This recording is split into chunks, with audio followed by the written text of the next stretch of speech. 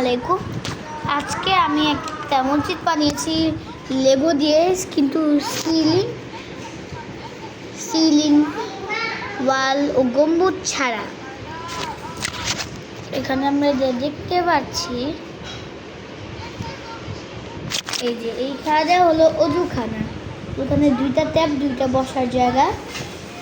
এখানে অজুখানার দরজা, ওখানে একটা রেলিং দিয়েছি। এখানে দেখতে পারবেন এখান থেকে। এইখানে মাইকটা যেখানে আজান দেয়, এখানে মসজিদে 3 জন মানুষ এখন আছে, আজান দিচ্ছে। এই মিনি ফিগারটা, এখানে একজন নামাজ পড়াচ্ছে একটা, এখানে আরেকটা নামাজ পড়াচ্ছে।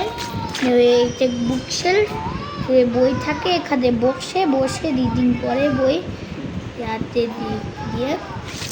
এখানে একটা মসজিদ এমনিতেই জানালাগুলো বড় হয় দেখে বড় জানালা দিয়েছি আমি, দরজার সাইজের জানালা।